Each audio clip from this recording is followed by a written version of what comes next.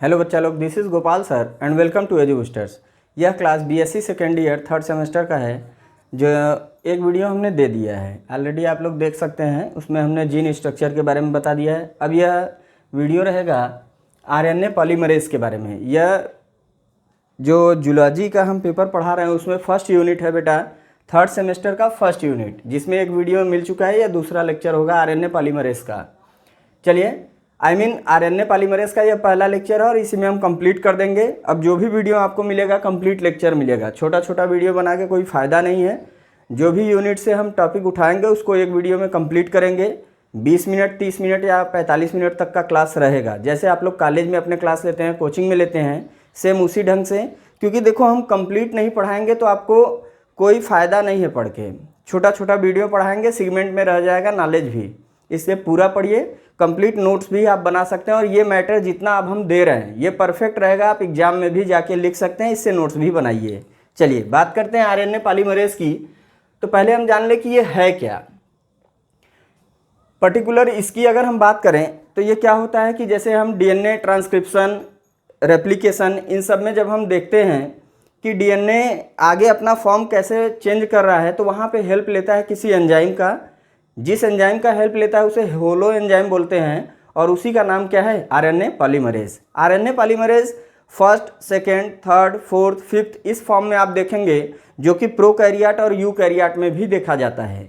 कैसे होता है, क्या होता है, इसके टाइप भी बताएंगे, इसके फंक्शन भी बताएंगे, और क्या होता है इसका डेफिनेशन, जिससे कि आपको शॉर्ट और लॉन्ग जो भी क्वेश्चन बने आप लिख सकते हैं। चलिए हम बात करेंगे आरएनए पॉलीमरेज की।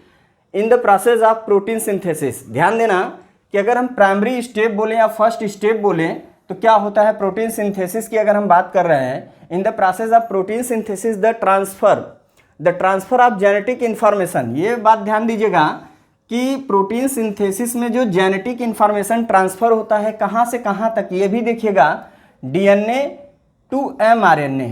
क्योंकि डीएनए, ये वाला डीएनए ऐसे ऐसे आप लोग देख लिए, यहाँ पे जब क्या होता है कि इसमें ट्रांसक्रिप्शन होता है तो एक प्लेट बनता है एमआरएनए। तो इस डीएनए से क्या बना? एमआरएनए। और इस डीएनए का जो जेनेटिक इन्फॉर्मेशन है सेम इसमें चला आता है एमआरएनए में।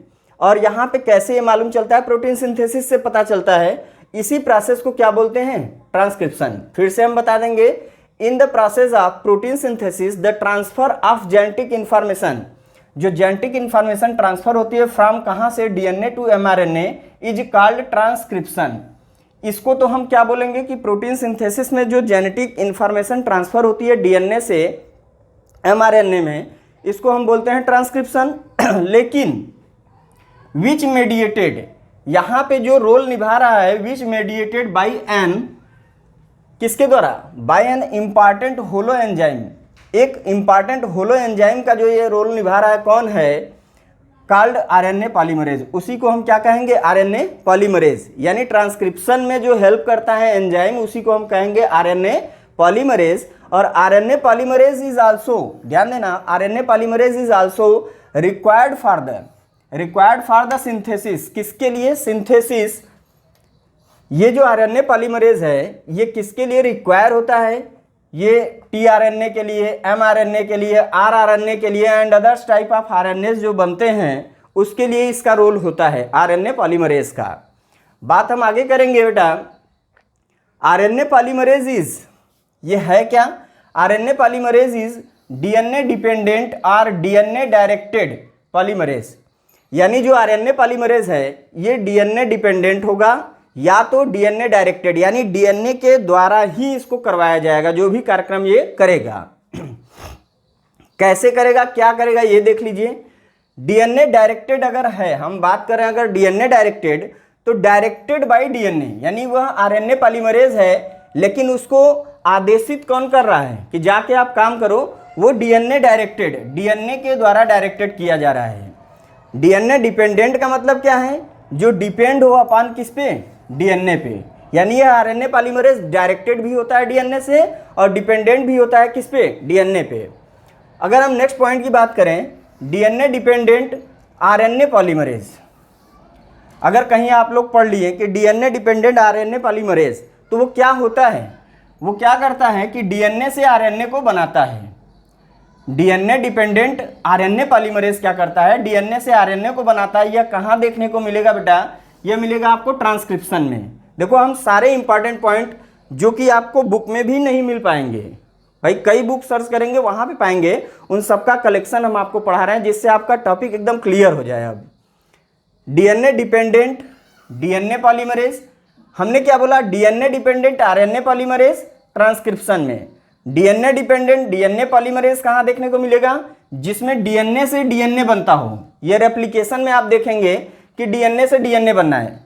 अब देखो हमने ये बोला ट्रांसक्रिप्शन, ट्रांसक्रिप्शन में हमने यहाँ दिखाया कि ये डीएनए है, डीएनए से ऐसे एक एमआरएनए बन गया, तो ये क्या है, डीएनए से आरएनए का फॉर्मेशन हुआ ना, इसको हम बोलेंगे ट्रांसक्रिप्शन। लेकिन अगर हम दूसरी तरफ बात करें, डीएनए से डीएनए अगर बन रहा है तो उसको हम रेप्लिकेशन बोलते हैं।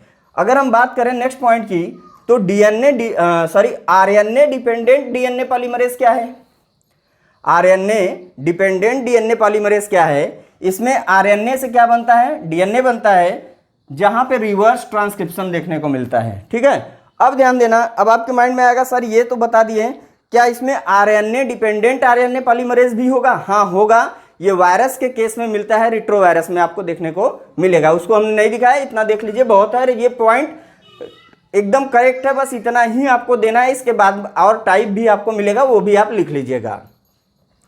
फिर आरएनए पॉलीमरेज हैज एन, ध्यान देना, RNA polymerase has an inbuilt helicase. ये खुद ब खुद एक क्या होता है, हेलिकेज का एक्टिविटी निभाता है, यानी रोल निभाता है। यानी आप कह सकते हैं जब ट्रांसक्रिप्शन हो रहा होता है तो ड्यूरिंग ट्रांसक्रिप्शन हमने इसीलिए दिखा दिया कि यहाँ पे जब ये बॉन्ड ऐसे टूट रही होती है, डीएनए का ऐसे ऐसे ऐसे ऐसे रहता है, तो इस डीएनए के बीच जो ये बॉन्डिंग यहाँ पे ऐसे हाइड्रोजन की बॉन्डिंग इधर इधर टूट के ऐसे बनती है, तब तो ट्रांसक्रिप्शन होगा और एमआरएनए का फॉर्मेशन होगा। तो इसके लिए हेलिकेज होता है फैक्टर, और ये हेलिकेज का एक्टिविटी जो निभा रहा है वही है आरएनए पॉलीमरेज। तो इसलिए इसको बोला गया RNA polymerase has an inbuilt, already ये बना बनाया हेलिकेज एक्टिविटी निभाता है। ठीक है, चलिए नेक्स्ट पॉइंट की बात करते हैं। आरएनए पॉलीमरेज कैन इनिशिएट, ये एक कार्यक्रम शुरू भी करता है, transcription. RNA polymerase can initiate, यह स्टार्ट कर सकता है क्या, transcription at specific DNA sequence, यानी कहीं चाहे जहां से नहीं कर सकता, एक स्पेसिफिक डीएनए का सीक्वेंस होगा और एक स्पेसिफिक पार्ट होगा जीन का, वहीं से ये स्टार्ट करते हैं क्या, ट्रांसक्रिप्शन को। तो उसके लिए भी रोल निभाता है कौन, RNA polymerase, known as promoter. और ये जहां से स्टार्ट होता है उसको बोलते हैं क्या, प्रमोटर। इसके बाद इनिशिएट करने के बाद लास्ट में आप देखेंगे कि टर्मिनेशन भी होता है, तो वहां भी ये रोल निभाते हैं। चलिए हम बात करेंगे, RNA polymerase are very specific and efficient, किसके लिए, efficient enzyme and can build, ये बनाते हैं क्या, आरएनए चैन, ये आरएनए चैन भी बनाते हैं, जुड़ जुड़ के बहुत बड़ा चैन बना लेते हैं, जिसकी लेंथ कितनी होती है, 2.4 मिलियन चैन बना देते हैं ये जुड़ के न्यूक्लियोटाइड के सीक्वेंस में। कितने, 2.4 मिलियन न्यूक्लियोटाइड जुड़ के आरएनए का पूरा आरएनए पॉलीमरेज का चैन बना देते हैं, जिसको अगर हम बोले तो ये किसके बराबर है, the full length of the dystrophin. ये डिस्ट्रॉफिन जीन है, जिसको क्या बोला जाता है, यहाँ कामा लगा देंगे, द लॉन्गेस्ट ह्यूमन जीन। इसको लॉन्गेस्ट ह्यूमन जीन भी बोला जाता है। ये बहुत सारे एग्जाम में भी पूछा गया है कि लॉन्गेस्ट ह्यूमन जीन कौन होता है, डिस्ट्रॉफिन होता है, जिसकी लेंथ कितनी होती है, 2.4 मिलियन होती है। 2.4 मिलियन न्यूक्लियोटाइड से मिलकर बना होता है। ठीक है, लेंथ, सॉरी हमने लेंथ बोला, ये ध्यान देना, 2.4 मिलियन न्यूक्लियोटाइड से मिलकर बना होता है। आगे हम बात करेंगे इन प्रोकैरियोट। अब यहाँ पे ध्यान देना, दो रोल यहाँ आएगा, एक प्रोकैरियोट में एक यूकैरियोट में भी आएगा। In prokaryote only one type of RNA polymerase present. अगर हम प्रोकैरियोट में बात करें तो एक प्रकार का आरएनए पॉलीमरेज पाया जाता है, जो क्या करता है, जो सभी आरएनए को बनाने में हेल्प करता है, चाहे वो एमआरएनए हो, टीआरएनए हो, एसआरएनए हो, एसएनआरएनए हो, एचएनआरएनए हो, तो इन सबको बनाने में कौन रोल निभाता है। इन प्रोकैरियोट की अगर हम बात कर रहे हैं तो यहाँ पे सिर्फ एक प्रकार का आरएनए पॉलीमरेज होता है जो कि इन सबका फॉर्मेशन करता है। लेकिन अगर हम दूसरी तरफ बात करें यूकैरियोट में, तो यूकैरियोट में डिफरेंट टाइप के आरएनए पॉलीमरेजेस पाए जाते हैं। यूकैरियोट में डिफरेंट टाइप के आरएनए पॉलीमरेज पाए जाते हैं। जितने पाए जाते हैं, प्रत्येक जो आरएनए पॉलीमरेज हैं ये हर किसी का ईच कैन, यहां ध्यान देना, ईच वन कैन, यानी प्रत्येक अपना सिंथेसाइज करते हैं only one type of RNA. Different RNA polymerase पाए जाएंगे, लेकिन सभी आरएनए पॉलीमरेज अलग अलग आरएनए का निर्माण करते हैं। ये नहीं कि जैसे यहाँ पे हमने देख लिया कि प्रोकैरियोट में एक ही प्रकार का पाया जा रहा है लेकिन सबका निर्माण कर रहा है। यहाँ पे क्या होगा, डिफरेंट पाए जाएंगे और डिफरेंट टाइप के बनाएंगे। प्रत्येक के लिए प्रत्येक पॉलीमरेज डिपेंड होता है। प्रत्येक आरएनए के फॉर्मेशन के लिए प्रत्येक आरएनए पॉलीमरेज डिपेंडेंट होता है। किसमें? यूकैरियोटिक में। चलिए हम आगे बात करेंगे बच्चा। चलिए अब हम आगे स्टार्ट करते हैं। यहाँ पे अब ध्यान देना आप लोगों को। अब यहाँ देखना क्या है, prokaryotic bacterial RNA polymerase. RNA polymerase हमने बता दिया, अब आप प्रोकैरियोटिक पढ़ेंगे और इसके बाद eukaryotic polymerase. Prokaryotic RNA polymerase क्या है, अगर हम इसकी बात करें तो bacterial cells typically processes only one type of RNA polymerase. हमने इसके पहले वाले में बता दिया था कि जो बैक्टीरियल सेल्स होते हैं, बैक्टीरियल सेल्स टिपिकली क्या करते हैं, या फिर आप सिंपली कह दो कि बैक्टीरियल सेल्स एक ही प्रकार का आरएनए पॉलीमरेज रखते हैं। Clear? Bacterial cells have only one type of RNA polymerase, इसमें कोई डाउट नहीं है। विच कैटालाइजेस, और ये करते क्या हैं, उत्प्रेरित किसको करते हैं? Which catalyses the synthesis of all classes of bacterial RNA कह सकते हैं। यानी जितने भी बैक्टीरियल आरएनए हैं इन सबको सिंथेसिस करने के लिए आरएनए पॉलीमरेज जो एक ही प्रकार का बैक्टीरिया में होता है वो डिपेंडेंट होता है। इसमें कौन कौन से बनते हैं? MRNA, tRNA, rRNA. क्लियर है? चलिए आगे बात करेंगे बैक्टीरियल आरएनए पॉलीमरेज, या फिर ईट आप लिख सकते हैं। इज अ लार्ज, ये लंबा होता है, यानी इसका जो बैक्टीरिया का पॉलीमरेज होगा ये लंबा होगा। मल्टीमेरिक होगा, होलो एंजाइम, मल्टीमेरिक होलो एंजाइम बताएंगे, समझाएंगे आगे। It consist of the core enzyme and several polypeptide, यही कोर एंजाइम और सेवरल पॉलीपेप्टाइड को मिला दिया गया है, इसलिए इसको मल्टीमेरिक होलो एंजाइम बोला जा रहा है। चलिए आगे हम बात करेंगे। इट कंसिस्ट ऑफ 5 सब unit.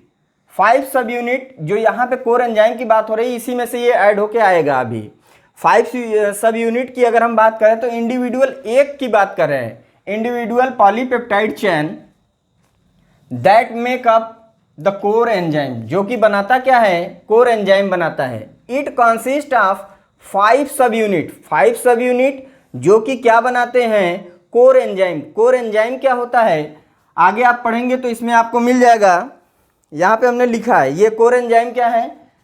Alpha alpha alpha alpha, या फिर आप लिख सकते हैं इसी को 2 अल्फा, बुक में आप लोगों को मिल जाएगा 2 अल्फा से, और बीटा, बीटा 1, फिर बीटा डैश, फिर इसके बाद ओमेगा। कहीं कहीं कुछ और लिखा होगा तो ध्यान दीजिएगा, आप लोग ओमेगा लिखिएगा। Alpha alpha, beta dash beta, फिर ओमेगा। क्लियर है? ये 5 ठो क्या है? यही 5 ठो कोर एंजाइम सब यूनिट है जो कोर एंजाइम का फॉर्मेशन कर रहे हैं। अब हम बात करेंगे आगे, दिस एंजाइम कैटालाइजेस द इलांगेशन। अब जब हम बात करते हैं कि यहाँ पे ऐसे ऐसे एमआरएनए का फॉर्मेशन डीएनए के अंदर से अगर हो रहा है तो ये इलांगेशन जो होता है आगे की तरफ जब बढ़ते चले जाते हैं तो उस स्टेप में भी आरएनए पॉलीमरेज का रोल होता है। दिस एंजाइम कैटालाइजेस, ये एंजाइम की अभी बात हो रही है, ये क्या करते हैं? ये उत्प्रेरित करते हैं इलांगेशन, इनको आगे बढ़ने के लिए, फैलाने के लिए ऑफ द आरएनए। आरएनए को इलांगेट, आरएनए मॉलिक्यूल को और आगे बढ़ाने के लिए ये हेल्प करते हैं बाय एडिशन। कैसे ये आगे बढ़ेगा भाई? ये ऐसे ही रुका रह जाएगा ना। आलू जब आप छीलते हैं छिलनी लगा के, वो कब आगे बढ़ेगा? जब आगे छीलते हुए बढ़ेंगे तब तो आगे बढ़ेगा। वैसे ही यहाँ पे जब आरएनए के न्यूक्लियोटाइड, आरएनए के न्यूक्लियोटाइड जैसे यूरेसिल, ग्वानिन, साइटोसिन, ये सारी चीजें जब ऐड होती चली जाएंगी तब तो ये आगे बढ़ेगा। तो आरएनए के न्यूक्लियोटाइड ऐड होते चले जाएंगे और आरएनए का जो मॉलिक्यूल है ये बड़ा होता चला जाएगा। और ये उत्प्रेरित कौन करता है? ये उत्प्रेरित करता है कोर एंजाइम। ठीक है? और कोर एंजाइम कौन है? Alpha alpha, beta beta dash, omega. आगे हम बात करेंगे द सिग्मा फैक्टर। यहाँ पे कुछ प्रोटीन के फैक्टर भी रोल निभाते हैं, प्रोटीन के सब यूनिट भी रोल निभाते हैं, जिसमें अगर हम बात करें the sigma factor control the binding of RNA polymerase. इसका भी हम रोल अभी दिखा देंगे, ये हटाने के बाद दिखाएंगे आप लोगों को, ध्यान से देखिएगा, समझ में आ जाएगा एंड तक रहेंगे तो।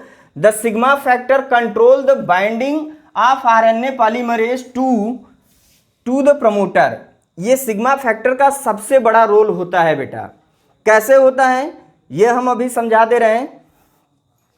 यहाँ पे ऊपर वाली लाइन हम हटाएंगे थोड़ा सा, अगर आप लोगों को स्क्रीनशॉट लेना है ले लीजिए। चलिए अब हम यहाँ से थोड़ा सा साइट हटा दे रहे हैं इतना, और आप लोगों को यहीं पे हम समझा रहे हैं। ये लाइन अगर आप समझ गए तो को एंजाइम, होलो एंजाइम और कोर फैक्टर जो भी है इसमें, कोर एंजाइम, इन सबको आप समझ जाएंगे आसानी से और लिख के आएंगे। अभी तक फेक आप लोग पढ़ते थे, अब देखिए आप लोगों को मजा आएगा कि क्या चीज़ कैसे पढ़ना है। हमने बोला ये डीएनए हो गया, ये है डीएनए। भाई डीएनए के सेगमेंट की अगर हम बात करें तो यहाँ पे एक सेगमेंट उठा के हम सारी चीज़ें स्टडी कर रहे हैं। तो यहाँ से अगर हमने देखा कि ये रोल निभाता है, पॉलीमरेज ही रोल निभाता है किसका, हेलिकेज का। हेलिकेज क्या करता है, बांड को ब्रेक करने में हेल्प करता है। कौन सा बांड यहाँ होता है, हाइड्रोजन का बांड होता है जिसको ये ब्रेक करता है। और यहाँ से क्या हुआ, इलांगेशन होता चला गया, इस mRNA का इलांगेशन यानी बढ़ता हुआ चला गया। और ये प्रोसेस क्या है, ट्रांसक्रिप्शन है। लेकिन जब ये इलांगेशन हो रहा है तो इलांगेशन किसकी वजह से हुआ, ये हुआ यहाँ पे जब कोर एंजाइम आके लगे, कोर एंजाइम क्या किए, न्यूक्लियोटाइड को ला के जोड़ने लगे और ये बढ़ता चला गया। लेकिन ये हुआ कैसे, यहाँ पे मानते हैं एक प्रमोटर साइट है इस डीएनए का, यहाँ एक प्रमोटर साइट है। लेकिन इस प्रमोटर साइट को आइडेंटिफाई तब तक नहीं कर पाएंगे, ये प्रमोटर साइट को आइडेंटिफाई तब तक नहीं कर पाएंगे जब तक इस पे आके ये सिग्मा फैक्टर ऐड ना हो जाए। सिग्मा फैक्टर क्या है, ये एक ठेकेदार की तरह है, एक ठेकेदार की तरह है। और यहाँ पे कुछ इस ढंग से आपको दिखलाई देंगे, ये टॉम एंड जेरी वाला कुछ ऐसे ये आपको दिखलाई देंगे। ये पॉलीपेप्टाइड है। यहाँ पे हो गया अल्फा अल्फा, ये दोनों एक जैसे, ये हो गया बीटा, ये बीटा डैश, ठीक है। और यहाँ पे हो गया ओमेगा।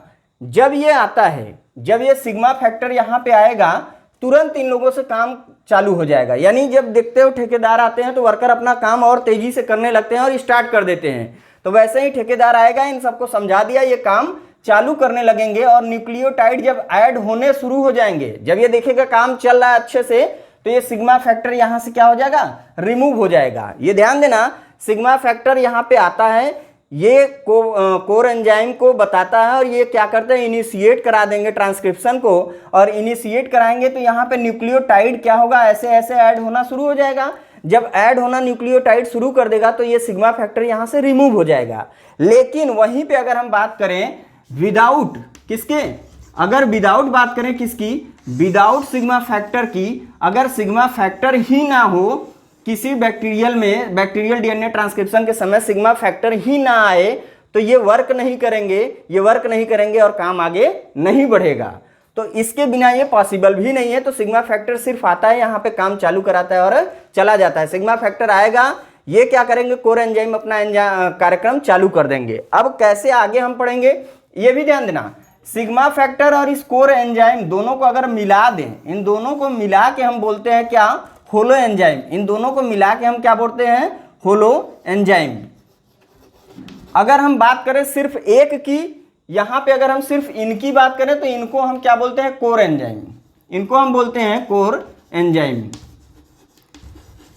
यानी कि एक वर्कर की तरह ये सब है। लेकिन जब ये मिल गया तो ये इनकी भी बल बढ़ गई। जब ठेकेदार आ जाता है तो बगल वाला डिस्टर्ब नहीं कर पाएगा कार्यक्रम जो चल रहा है ना, तो समझ जाएगा भाई हमारे मालिक आ गए, अब काम चलेगा। तो इस वजह से इसका रोल बहुत बड़ा होता है सिग्मा फैक्टर का। चलिए अब ये पॉइंट, ये लाइन आपको क्लियर हो गया होगा। प्रमोटर पे आके ये जुड़ा, यानी कि इस प्रमोटर पे सिग्मा का सबसे बड़ा रोल यही होता है कि ये प्रॉपर साइट को आइडेंटिफाई कर देता है, रिकॉग्नाइज कर लेता है। विदाउट सिग्मा फैक्टर के ये प्रॉपर साइट रिकॉग्नाइज नहीं हो पाता और कार्यक्रम इनिशिएट नहीं हो पाता। जब ये सिग्मा फैक्टर आता है तो ये प्रॉपर साइट प्रॉपर साइट क्या होता है, ट्रांसक्रिप्शन का प्रॉपर साइट प्रमोटर होता है, उसके पास ये आके बाइंड करेगा। बाइंड करते ही कोर एंजाइम अपनी एक्टिविटी दिखाने लगेंगे। और कोर एंजाइम करते क्या है, ये न्यूक्लियोटाइड को ऐड करते हैं एमआरएनए के चैन पे, आरएनए मॉलिक्यूल का पूरा चैन बनाने लगते हैं। उस समय ये सिग्मा यहाँ से रिमूव हो जाएगा। इतना लाइन याद रखना आप लोग। चलिए अब हम बात करेंगे नेक्स्ट पॉइंट की। नेक्स्ट पॉइंट की अगर हम बात करें तो यहाँ पे द सिग्मा फैक्टर, आगे यहाँ से ये with the help of sigma factor RNA polymerase bind at the proper site and initiate the process of transcription. हमने यही चीज अभी यहाँ पे समझाया बेटा, क्लियर है। हमने क्या बोला कि with the help of sigma factor RNA polymerase bind, और एक चीज ध्यान देना, ये सिग्मा फैक्टर जब आया तो यहाँ आरएनए पॉलीमरेज भी बाइंड कर जाएगा, और ये सब आरएनए पॉलीमरेज के ही फैक्टर हैं, ठीक है। कोर एंजाइम आरएनए पॉलीमरेज का ही वो है ना खंड। RNA polymerase bind at the proper site and initiate the process of transcription, और ट्रांसक्रिप्शन स्टार्ट हो जाएगा। आगे बात करें after the start of transcription, जब ये ट्रांसक्रिप्शन का प्रोसेस स्टार्ट हो जाएगा, when a few RNA nucleotide have been jointed. हमने क्या बोला, ये आरएनए के न्यूक्लियोटाइड जब यहाँ पे ज्वाइंटेड हो जाएंगे, जुड़ने लगेंगे, jointed together, sigma factor get separated. यहाँ से क्या होगा, अलग हो जाएगा फ्रॉम द किससे, इस कोर के पास आके ये जुड़ा था ना, फ्रॉम द कोर एंजाइम। अब कोर एंजाइम क्या है, कोर एंजाइम को जान ले 2 अल्फा 2 बीटा, यानी beta beta dash and omega, ये मिलके हमारे बनाते हैं कोर एंजाइम। और इसमें अगर हमने सिग्मा फैक्टर को ऐड कर दिया तो हो जाएगा होलो एंजाइम। ये सब रोल निभाते हैं किसमें, जब हमारा ट्रांसक्रिप्शन का प्रोसेस होता है। अभी हम आगे बात करेंगे, आगे और भी चीजें हैं, चलिए देखते हैं। इसका स्क्रीनशॉट लेके रख लीजिए। चलिए अब आगे ध्यान देते हैं। हमने पॉलीमरेज के बारे में बता दिया, फिर प्रोकैरियोटिक पॉलीमरेज बता दिया। अब यहाँ पे ध्यान देना है Escherichia coli RNA polymerase. Escherichia coli I mean bacteria है, बैक्टीरिया में ये पॉलीमरेज हमको देखने को मिल रहा है। कैसा है, क्या है, जान लेते हैं आगे। The Escherichia coli RNA polymerase has molecular weight, यानी इसका जो मॉलिक्यूलर वेट होता है, जो एसेरेसिया कोलाई के आरएनए पॉलीमरेज के मॉलिक्यूलर वेट की बात करें तो कितना है, 4,80,000 आई मीन 4,80,000 होता है। इट कॉन्सिस्ट ये क्या रखता है, आप 5 पॉलीपेप्टाइड, 5 पॉलीपेप्टाइड रखता है। जो पॉलीपेप्टाइड हमने पिछले वीडियो में पिछले अभी क्लास में ही हमने अभी बताया, ठीक है। 2 ऑफ दीज आर आइडेंटिकल, इसमें से 2 क्या होते हैं, आइडेंटिकल होते हैं। वो भी हमने डायग्राम के साथ अभी समझाया था, जस्ट अभी इसके पहले ही। दस द एंजाइम कंटेन्स, ये एंजाइम क्या कंटेन करते हैं, 4 डिस्टिंक्ट पॉलीपेप्टाइड। अब इसके अकॉर्डिंग जब हमने बोल दिया कि 2 ठो एक जैसे हैं, सिमिलर आइडेंटिकल हैं, तो इसके अकॉर्डिंग इनको एक कह दिया गया, और ये हो गया दूसरा, ये हो गया तीसरा, और ये हो गया चौथा। क्लियर। तो इस ढंग से, यानी कि ये 2 alpha beta beta dash omega. तो यहाँ पे हमने ये देखा कि 4 distinct polypeptide, 2 of these are identical, इसमें से 2 कैसे हैं, आइडेंटिकल हैं, एक दूसरे के सिमिलर, एक जैसे। क्लियर। फिर इसके बाद हमने ये बता दिया 4 डिस्टिंक्ट पॉलीपेप्टाइड यहाँ पे हमको देखने को ऐसे मिल जाते हैं। The complete RNA polymerase molecule has, यानी जो कंप्लीट आरएनए पॉलीमरेज मॉलिक्यूल है, ये अपनी एक्टिविटी कब दिखाता है कंप्लीटली, जब इसके पास होलो एंजाइम और कोर एंजाइम भी मौजूद होते हैं। तो कोर एंजाइम की बात करें तो ये क्या होता है, the composition of core enzyme, core enzyme की कंपोजिशन क्या क्या होती है, 2 alpha 2 beta I mean beta beta dash and omega. ये हमने पिछले हेडिंग में ही कंप्लीट किया था बच्चा। आगे हम बात करें, the alpha alpha beta beta dash are the tetrameric. ये कैसे हैं, टेट्रामेरिक हैं, 1 2 3 4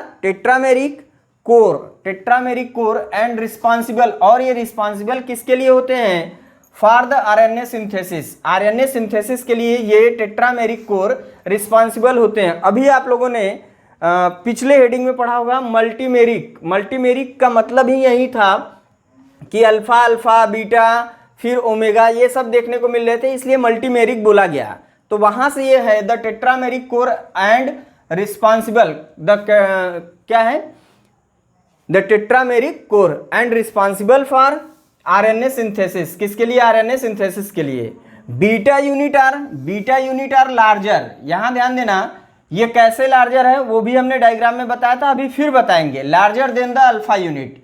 बीटा यूनिट जो होता है ये लार्जर होता है अल्फा यूनिट से, and form the major part of the core enzyme. और ये बीटा एंजाइम जो होता है ये बनाता है मेजर पार्ट। किसका? मेजर पार्ट बनाता है, जो कोर एंजाइम होता है उसका मेजर पार्ट ये बीटा एंजाइम बनाता है। बीटा सब यूनिट्स कंटेंस, ये बीटा सब यूनिट जो होते हैं ये क्या कंटेन करते हैं? The ribo nucleoside triphosphate binding site. अब हमको थोड़ा सा मिटा के ही समझाना होगा, नहीं तो आप लोगों को नहीं समझ में आएगा। तो यहां से हम थोड़ा सा, ये वाली लाइन तो हमने पढ़ा दिया, अगर स्क्रीनशॉट लेना चाहे तो ले लें। अब हम समझाएंगे यहां पे, क्योंकि नहीं समझाएंगे तो आप लोगों को एकदम ये वाली चीजें पल्ले नहीं पड़ने वाली हैं।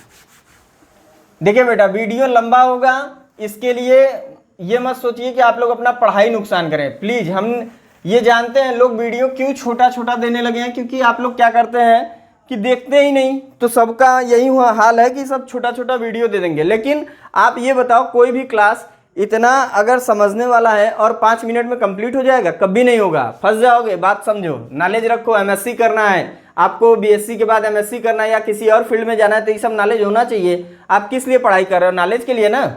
अब ध्यान दो कि हमने ये बोला कुछ इस ढंग से, यहाँ पे इस ढंग से ऐसे बना देते हैं, ये ऐसे ऐसे ऐसे, ये हो गया, यहाँ पे हो गया ये ओमेगा, ये हो गया बीटा, ये हो गया बीटा डैश, ये हो गया अल्फा अल्फा।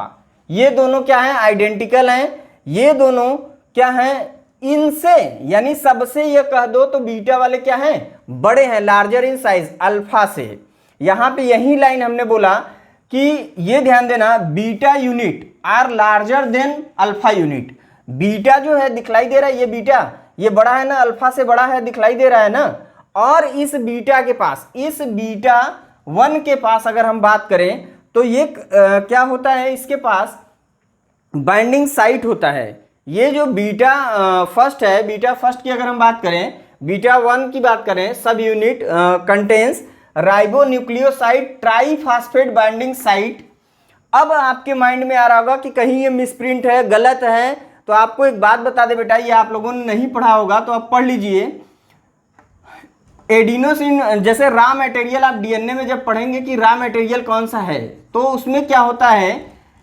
एटीटीपी, ये सारी चीजें, जैसे adenosine triphosphate, uracil triphosphate, guanosine triphosphate. तो यही चीज जो न्यूक्लियोसाइड ट्राईफॉस्फेट जिसको बोला जाता है, ये नाइट्रोजनस बेसिस जैसे A P P P, T P P P, G P P P, C P P P, U P P P. हम बात आरएनए की कर रहे हैं, तो आरएनए में तो यूरेसिल होगा ना, तो ये हमको ये ऐसे मिल गया, थायमिन रिप्लेस हो जाता है, ये हमको देखने को मिल जाएगा बेटा। तो ये जो आरएनए में हमको देखने को मिलता है यही है ribo nucleoside triphosphate. Ribo nucleoside triphosphate, 3 phosphate का ग्रुप यहाँ पे होता है और ये बाइंडिंग साइट क्रिएट करते हैं। इनको ये पकड़ पकड़ के लाने का काम या बाइंडिंग साइट का काम ये करते हैं बीटा 1।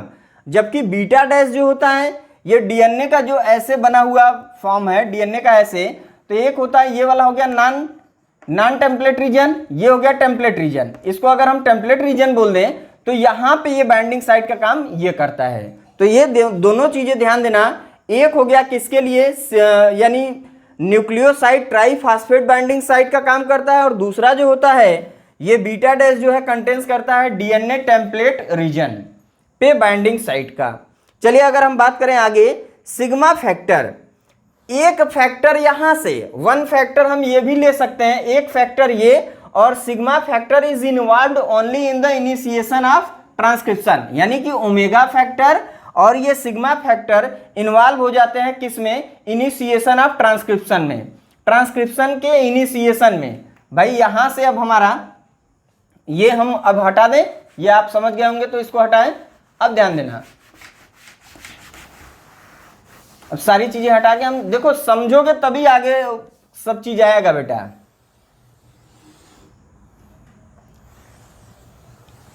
चलो यहां पे मानते हैं प्रमोटर साइट है, यहां पे हो गया प्रमोटर साइट। तो यहां आरएनए पॉलीमरेज आएगा कैसे? आरएनए पॉलीमरेज को आना भी तो चाहिए। अब देखो, अब आपको यहां से ये लाइन समझना होगा, sigma factor is involved only in the initiation of transcription.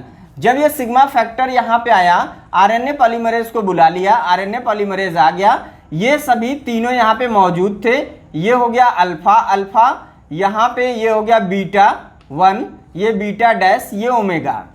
तो इसने क्या किया, ओमेगा के साथ मिलके इस प्रमोटर साइट को एक्टिवेट कर दिया और इनको कह दिया फंक्शन अब शुरू करो। आरएनए पॉलीमरेज आ गया, इनकी एक्टिविटी को बढ़ा दिया, इनकी एक्टिविटी बढ़ गई। यहाँ पे ये क्या किए, न्यूक्लियोटाइड को ढूंढ ढूंढ के एक चैन का फॉर्मेशन करने लगे। जब न्यूक्लियोटाइड का फॉर्मेशन, यहाँ चैन का फॉर्मेशन होने लगा, तब ये सिग्मा क्या करेगा, यहाँ से रिलीज हो जाएगा या रिमूव हो जाएगा। अभी इसके पहले हमने बताया, तो ये जब रिमूव होगा उस समय अब आगे की तरफ ये चैन बढ़ती चली जाएगी। कैसे होगी, वही चीज यहाँ पे दिखाया है कि sigma factor is involved only in the initiation, यानी इसको स्टार्ट करने में ऑफ द ट्रांसक्रिप्शन। यहाँ ट्रांसक्रिप्ट हो रहा है एमआरएनए ना, तो एमआरएनए के ट्रांसक्रिप्शन को इनिशिएट कर रहा है। इट नॉट इन्वॉल्व, ये जो है ये इन्वॉल्व नहीं होता, किसमें, नॉट इन्वॉल्व चैन इलांगेशन, यानी अब इसको ये बढ़ाने में नहीं हेल्प करेगा कि अब न्यूक्लियोटाइड को ये बैठ के जोड़ता रहे। इनको कहेगा आप जोड़ो, अब हम चल दिए। जब ये जुड़ना शुरू होगा तो ये क्या करता है, यहाँ से रिलीज हो जाता है। तो वही चीज आगे है, आफ्टर आरएनए चैन इनिशिएशन। जब यहाँ चैन आरएनए का बनने लगेगा, ये चैन बन रहा है आरएनए मॉलिक्यूल का ना, initiation the sigma factor is released. यहाँ जो प्रमोटर के पास आया था, जो आरएनए पॉलीमरेज को और कोर एंजाइम, इसको क्या बोलते हैं, कोर एंजाइम, कोर एंजाइम, यह कोर एंजाइम, कोर एंजाइम और सिग्मा जब दोनों मिल जाएंगे तो ये कहलाएगा होलो एंजाइम। इसको क्या कहेंगे बच्चा, होलो एंजाइम। अब इस समय जब दोनों मिल जाते हैं तो प्रमोटर पे पॉलीमरेज बाइंड कर जाएगा और आरएनए का क्या होगा, ट्रांसक्रिप्शन, आई मीन आरएनए चैन का इनिशिएशन शुरू हो जाएगा, स्टार्ट हो जाएगा ट्रांसक्रिप्शन। अब उस स्थिति में ये sigma factor is released and chain elongation is catalysed. जब ये चला गया तो ये चैन इलांगेशन, आगे बढ़ने की प्रक्रिया को कौन बढ़ाएगा, चैन इलांगेशन कैटलाइज्ड, उत्प्रेरित होता है कि कार्य करो, आगे बढ़ो, बाय द कोर एंजाइम। किसके द्वारा, कोर एंजाइम।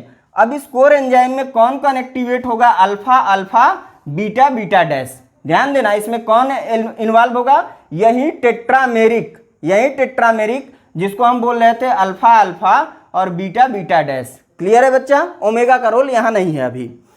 अब ध्यान देना, उसके बाद क्या है, the function of sigma factor is recognise. Sigma का रोल क्या था इसमें, रोल यही था कि ये जो बाइंड आरएनए पॉलीमरेज होता है, कहां पे, to the transcriptional initiation. RNA polymerase को बाइंड कराता है, एक प्रॉपर साइट पे बाइंड कराता है जहां से क्या हो सके कि ट्रांसक्रिप्शन स्टार्ट हो सके, या फिर कहां, प्रमोटर साइट इन डीएनए। इसको आरएनए पॉलीमरेज को प्रॉपर साइट कह सकते हैं, या फिर हम कह सकते हैं प्रमोटर साइट इन डीएनए पे ये सिग्मा फैक्टर क्या करता है, इन सबको लाके जोड़ देता है, जिससे ट्रांसक्रिप्शन स्टार्ट हो जाता है। आई होप आप लोगों को ये अभी तक का प्रोसेस समझ में आया होगा। चलेंगे अब हम आगे बात करेंगे बच्चा, यहां से हम बात करेंगे यूकैरियोटिक पॉलीमरेज की। चलिए अब हम बात करेंगे यूकैरियोटिक आरएनए पॉलीमरेज। आपने पॉलीमरेज देख लिया, आरएनए पॉलीमरेज देख लिया, फिर प्रोकैरियोटिक देख लिया, एसेरेसिया कोलाई का देख लिया। अब यूकैरियोटिक आरएनए पॉलीमरेज हम देखेंगे। यहाँ पे बात करेंगे बेटा, यूकैरियोटिक का मतलब ये हुआ जो डेवलप टाइप के सेल होंगे उसमें कैसा और कैरेक्टर रखता है RNA polymerase. Most of eukaryotic cells processes 3 distinct type of RNA polymerase. ज़्यादातर हम यही देखते हैं बेटा कि 3 प्रकार के यहाँ पे आरएनए पॉलीमरेज देखे जाते हैं, किसमें, यूकैरियोटिक में। ईच ऑफ विच, यानी इसमें से भी प्रत्येक का रोल अलग अलग होता है। Each of which for the transferring और डिफरेंस। ध्यान देना, each of which is responsible for transferring different class of RNA, यानी सबके सब डिफरेंट क्लास ऑफ आरएनए में हमको देखने को मिलेंगे। इन तीनों का अलग अलग, प्रत्येक का अलग अलग फंक्शन रहेगा। जैसे RNA polymerase first is located, कहाँ पे ये देखा जाता है? लोकेटेड इन द न्यूक्लियोलस, ये अलग है भाई, a distinct region of nucleus, nucleus के न्यूक्लियोलस में। ये आप लोगों ने डायग्राम तो देखा ही होगा न्यूक्लियस का। अब न्यूक्लियस भाई हम पूरा डायग्राम दे रहे हैं, 1 मिनट नहीं, बच्चे कंफ्यूज भी हो जाते हैं। ये हो गया सेल, सेल के अंदर ये न्यूक्लियस, न्यूक्लियस के अंदर ये न्यूक्लियोलस, ठीक है। तो यहाँ पे सिर्फ आपको देखने को मिलेगा कौन? RNA polymerase first, RNA polymerase first जो है यहाँ पे बस देखने को मिलेगा। बाकी सब के सब आपको कहाँ मिल जाएंगे? न्यूक्लियस में, न्यूक्लियोलस में बस एक मिलेगा आरएनए पॉलीमरेज फर्स्ट, बाकी सभी कहाँ मिलेंगे? न्यूक्लियस के अंदर। ये लाइन आप नोट कर लेंगे। आगे हम बात करेंगे वेयर आरएनए आर, और यहीं पे आरएनए का सिंथेसिस भी हो जाता है, सिंथेसाइज्ड एंड कंबाइंड विथ, और कंबाइंड हो जाते हैं किससे? राइबोसोमल प्रोटीन से। यहीं पे आरएनए का फॉर्मेशन हो जाता है न्यूक्लियोलस में। जो ये पॉलीमरेज फर्स्ट होता है, यही ये करता है क्या? फॉर्मेशन करा देता है आरएनए का, और ये क्या करते हैं? कंबाइंड कर लेते हैं विथ राइबोसोमल प्रोटीन से। RNA polymerase catalyses the synthesis of all, ये आरएनए पॉलीमरेज जो है ये कैटेलाइज, उत्प्रेरित करते हैं किसको? सभी प्रकार के राइबोसोमल आरएनए को। राइबोसोमल आरएनए को सिंथेसाइज करने के लिए क्या करते हैं? उत्प्रेरित करते हैं। एक्सेप्ट द, सिर्फ एक यहाँ पे नहीं हो पाता, कौन? 5s rRNA, 5s rRNA यहाँ पे नहीं हो पाता। ये कहाँ होगा ये भी हम बता देंगे आगे। चलिए आगे हम बात करते हैं। तो ये आपको मिल गया, यहाँ पे हम गोले में भर दे रहे हैं। ये था आपका फर्स्ट, ये हो गया फर्स्ट। 3 तो वहाँ पे बात हुआ है, फर्स्ट वो हो गया। सेकंड ये है बच्चा, सेकंड की अब बात करेंगे। RNA polymerase second transcribe nuclear region that encode protein, ये न्यूक्लियर रीजन में हम लोगों को देखने को मिल जाता है। और ये क्या करता है? That encode protein and give rise, और क्या देता है? HNRNA। ये जो है ये प्री mRNA बोला जाता है, और इसके बाद मेच्योर mRNA, यानी mRNA मेच्योर फॉर्म में देखने को आपको मिल जाएगा। ये mRNA हो गया। यहाँ पे अगर हम बात करें rRNA पॉलीमरेज थर्ड की, पहले ये देख लीजिएगा। पॉलीमरेज सेकेंड किसके लिए है? किसको ये करता है, हेल्प करता है बनने में? mRNA को और प्रोटीन के कोड करने के लिए। क्लियर है? अब हम थर्ड की बात करेंगे, catalyse the synthesis of transfer RNA molecule. ध्यान देना, catalyse the synthesis of transfer RNA, यानी कि टीआरएनए। टीआरएनए हो गया, उसके बाद टीआरएनए, और उसके बाद the 5s rRNA molecule and small nuclear RNA, and small nuclear RNA. इसके बाद कुछ और भी अभी तक जाने गए हैं पॉलीमरेज, जैसे पॉलीमरेज 4 और 5 है। ये कहाँ आइडेंटिफाई किए गए हैं कि मिलते हैं? ये सिर्फ प्लांट में मिलते हैं। तो ये तो था बेटा यूकैरियोटिक का। हमने कौन कौन सा बोला? 3 तो होते हैं पॉलीमरेज, फर्स्ट, सेकेंड और थर्ड। फर्स्ट कहाँ पे होता है? ये फर्स्ट होता है न्यूक्लियोलस के अंदर, न्यूक्लियस में, न्यूक्लियोलस के अंदर। जो करता क्या है? जो करता है rRNA का सिंथेसाइज करता है। ये rRNA को सिंथेसिस करता है सिर्फ इसको छोड़ के, 5s rRNA को छोड़कर। ठीक है। पॉलीमरेज सेकेंड की बात करें तो ये रोल निभाता है प्रोटीन के कोडिंग में, प्रोटीन कोड करने में, प्लस mRNA के लिए, सिंथेसाइज के लिए। पॉलीमरेज थर्ड क्या करता है? ये सब न्यूक्लियस में पाए जाते हैं। अब फर्स्ट को छोड़ के बाकी सब न्यूक्लियस में। जो थर्ड है ये कैटेलाइज करता है सिंथेसिस ट्रांसफर आरएनए, टीआरएनए जिसको बोलते हैं। और किसका? जो वहाँ पे नहीं था वो यहाँ आरएनए पॉलीमरेज थर्ड के जरिए न्यूक्लियस में बनता है, 5s RNA। ठीक है बेटा। और स्मॉल न्यूक्लियर आरएनए की बात कर लेंगे। इसके बाद कुछ ऐसे भी हैं जिनको अभी तक जाना गया है, वो है 4 और 5 RNA पॉलीमरेज। ठीक है बच्चा, कैसा लगा वीडियो ये ज़रूर बताएं कमेंट करके प्लीज़। आप लोगों का कमेंट चैनल पे नहीं आता, मनोबल टूट जाता है।